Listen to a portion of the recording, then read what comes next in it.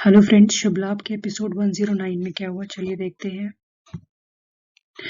Episode की शुरुआत में निरंजन अपने बेटे को डांट रहा होता है कि उसकी वजह से कितनी ज्यादा इंसल्ट सहनी पड़ी उसको, उसके परिवार को। लेकिन रोहित अपनी गलती नहीं मानता है।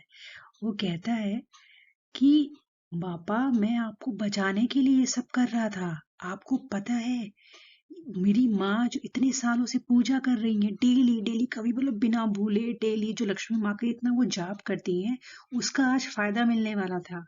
लेकिन आ गई बीच में माँ की भक्ति, पूरा का पूरा मट्टी पलेट कर दिया उन्होंने। आज हमारे पास कितने पैसे होते। अभी वो सब बोल ही रहा था, तभी को थक से पड़ता है घूसा, जिसको इसको देख के सिर्फ तसल्ली मिलती है थोड़ी सी। सविता का छोटा बेटा अपने भाई पे बहुत तेज गुस्सा आता है, लेकिन रोहित को इसमें पड़ी रहती है, अरे ये छोटा है, इसने मुझ पे कैसे हाथ उठा दिया। और वो लगता है उससे लड़ने के लिए कि तुम छोटे हो, तुम मुझ पे कैसे हाथ उठा सकते हो, ये सब वो सब खूब लड़ने लगता है। ये लड़ाई हो ही रही होती, तब तक सविता और उसकी बहू श्रेया आते हैं और सविता फिर उन दोनों को छुड़ाती है। और ये रोहित जो है एकदम सही में यार, ये कहता है, मम्मी, मेरी सिर्फ यही इज्जत रह गई है इस घर में कि मुझसे छोटा मेरे पर हाथ उठाएगा। निरंजन बहुत बर्दाश्त कर चुका होता है, तो अब वो उसको कॉलर से उठाता है, उठा के उसे घर से बाहर खड़ा खड़ा कर देता है और कहता है कि इस घर से वो निकल जाए। लेकिन सविता उसे रोक लेती है और कहती है कि नहीं, प्लीज आप इसे घर से बाहर मत निकालिए। अगर आपको सजा देना ही है तो इसको प्लीज आप जितना मारना चाहे उतना मार लीजिए, लेकिन इसे घर से बाहर मत निकालिए। निरंजन गुस्सा आ जाता है और उनसे कहता है कि ये नोटिस देखो, तुम्हारे इस बेटे की वजह से तुम जेल जा सकती हो। हमारे पास एक नोटिस आया कि अगर कल सुबह तक हमने 3 लाख रुपए पुलिस वालों के यहाँ नहीं जमा, क्योंकि ये इसने ठगे थे उन लोगों को, तो हम सब लोग जेल में चले जाएंगे। और निरंजन बहुत गुस्सा आता है कि बहुत ज्यादा हो गया है, कि तुम जो हो, इसको एकदम, तुम्हारी वजह से ये और बिगड़ता जा रहा है, इसको घर से बाहर ही निकालना पड़ेगा और कोई चारा नहीं है। सविता रोकने की बहुत कोशिश करती है पर वो नहीं रुकता है। तभी श्रेया बीच में आती है और वो कहती है कि पापा, प्लीज रोहित भैया को माफ मत करिए, पर कम से कम उनकी गलती सुधारने का उनको एक मौका तो दीजिए। और वो उनको कहती है कि जो 3 लाख रुपए पुलिस वाले को देने हैं, अब जो जिन भक्तों ने इन पे फ्रॉड का केस लगाया उस चीज के लिए, आप वो रोहित भैया ही देंगे, यही उनकी सजा होनी चाहिए। तो निरंजन उनसे साफ साफ कहता है कि कल सुबह अगर तुमने 3 लाख रुपए पुलिस वाल वहां पे स्टेशन में जमा नहीं किए, जो तुमने फ्रॉड किए, उनके पैसे वापस नहीं किए, तो तुम इस घर में नहीं रह सकते हो। और वहां से चला जाता है। नेक्स्ट एपिसोड में हम देखते हैं कि रोहित सही में नहीं सुधरता है।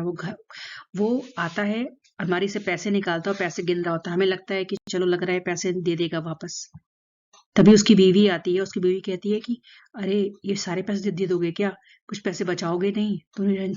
तो रोहित कहता है कि अरे, मैं तो सिर्फ 10,000 रुपए निकाल रहा हूँ, क्योंकि मैं कोशिश करता हूँ कि ये जो मैटर है ये घूस दे के सॉल्व हो जाए। पैसे, इतनी मेहनत से मैंने पैसे कमाए, दूंगा थोड़ी ना वापस सारे पैसे, पागल थोड़ी ना हूं मैं। तभी उसको याद आता है कि उसको पैसे छुपा देने चाहिए, वरना पता चला कि घर वाले उसको पैसे वहां जमा करवा देंगे। इससे पहले कि कोई ये पैसे साथ कुछ भी करे, वो कल सुबह तक इस पैसे को बैंक में जमा करा देगा। और फिर वो सोचता है कि चलो, मैं इस पैसे को कहीं छुपा देता हूँ। बाहर श्रेया खड़ी होके ये सारी बातें सुन लेती है। और नेक्स्ट सीन में हम देखते हैं कि श्रेया जो है उनके दरवाजे पे खिड़की से खड़े होकर कुछ रिकॉर्ड कर रही होती है। बेसिकली ये जो है ये रिकॉर्ड कर रहे होती है, ये जो पैसा है इन्होंने इस गमले में डाल दिया होता है, मिट्टी से उसको ढक रहा होती है, ये श्रेया रिकॉर्ड भी कर लेती है। उसके पास फाइनली वो वीडियो आ जाता है जिसमें रोहित तो पैसे छुपा रहा होता है बीवी के साथ मिलके। नेक्स्ट सीन में हम देखते हैं कि श्रेया का जो पति है वो उस पर गुस्सा आ रहा होता है कि तुमने क्यों वृद्ध को बचाया, उनको जाने देती, वो इसी लायक है। तो अब श्रेया कहती है कि देखिए, समझाने की कोशिश करती है कि वो तुम्हारे बड़े भाई हैं, उनको घर से बाहर निकालना नहीं सही है, जो भी। तो बहुत गुस्साते हैं। अब श्रेया सोचती है मैं कैसे इनको बताऊं, अगर मैं इनको बताऊंगी तब तो पक्का अभी के अभी ये घर से बाहर निकाल देंगे रोहित भैया को। तो खैर वो उसको कुछ नहीं बताती और उसका पति भी वहां से चला जाता है। इस एपिसोड में हम देखते हैं कि हमारे जो उल्लू भैया वो लक्ष्मी माँ से कह रहे होते हैं, माँ, रोहित तो पैसे छुपा रहा है, वो पैसे दे क्यों नहीं रहा है? तो लक्ष्मी माँ उसको याद दिलाती हैं, तुम्हें याद है, ये सब चीज देख के तुम्हें देवी इंद्र की याद नहीं आती? उनको भी तो लोभ के कारण कई बार ऐसे उन्होंने काम किए हैं, तब हमें ही कुछ ना कुछ उसके लिए राह निकालनी पड़ती है। जैसे हमने एक बार मूषक राज का प्रयोग किया था उनसे धन निकलवाने के लिए। खैर, फिर लक्ष्मी वहां से गायब हो जाती है। नेक्स्ट एपिसोड में हम देखते हैं कि सविता की बेटी उनके पास कुछ पैसे लेकर आती है। कहती जो उसके बुक्स के पैसे होते हैं, कहती माँ आप ये पैसे रख लो क्योंकि पैसे जरा जरूरी है। पर सविता कहती है नहीं बेटा, रोहित ही ये इसको करेगा, आप लोग पैसे मत करो। इसमें बेटी और दामाद दोनों कोशिश कर रहे होते हैं सविता माँ की हेल्प करने की। नेक्स्ट एपिसोड में देखते हैं कि रोहित आता है माँ के पास और सविता उससे पूछती है कि कल सुबह 10 बजे आएगा वो बंदा पैसे लेने के लिए, तुमने पैसे का इंतजाम किया कि नहीं। रोहित बहुत शांत रहता है और फिर चला जाता है। फिर आता है डंडा लेके, और डंडा लेके वो आता है और तभी इनकी बहन आके इनको रोकती है और उनको कहती है कि भैया प्लीज ये नाटक बंद करो। तुम्हारी बचपन से आदत है, जब भी तुम्हारा रिजल्ट आता था तुम ऐसे ही मगरमच्छ के आंसू बहाते थे मम्मी से माफी मांगने के लिए, तो ये सब बंद करो। तो इस पे भी रोहित सच नहीं बोलता है, उल्टा और अपने को डंडे से मारने लगता है। सविता माँ इस चीज को देख नहीं पाती और उसे गले लगा लेती है। सविता उससे पूछती है कि बेटा अगर इतने कम टाइम में इतने पैसे खर्च कैसे हो गए, पैसे कहाँ गए। तो वो उससे झूठ बोल देता है कि पैसे जो है वो भंडारी और से गुंडों ने मुझसे मार मार के मुझसे छीन लिए। माँ मेरे पास कोई पैसा नहीं है, मेरे पास कल देने के लिए कुछ भी पैसे नहीं है। बाहर श्रेया का एकदम खून खौल रहा होता है कि ये क्या है, ये रोहित भैया कितने बड़े झूठे हैं। अब मैं कैसे इनकी असलियत सामने लाऊं बिना माँ को नुकसान पहुंचाए, माँ को हर्ट किए। कैसे मैं किसी की असलियत सामने लाऊं, कैसे है ये। तभी हमारे उल्लू भैया आते हैं जो कि श्रेया को दुकान की चाबी देने आए होते हैं।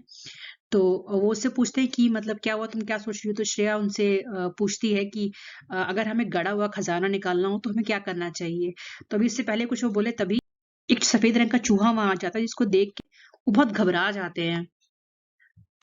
तो श्रेया हंसने लगती है और उनसे पूछती है कि अरे उल्लू भैया आप तो बिल्कुल उल्लू जैसे, उल्लू ही पता है चूहों से बहुत डरता है। तो हमारे उल्लू भैया कहते हैं कि अरे भाई पता है इस चूहे ने मेरा जीना हराम कर दिया, मेरे कपड़े खा गया, मेरा खाना खा गया, सब कुछ खा गया।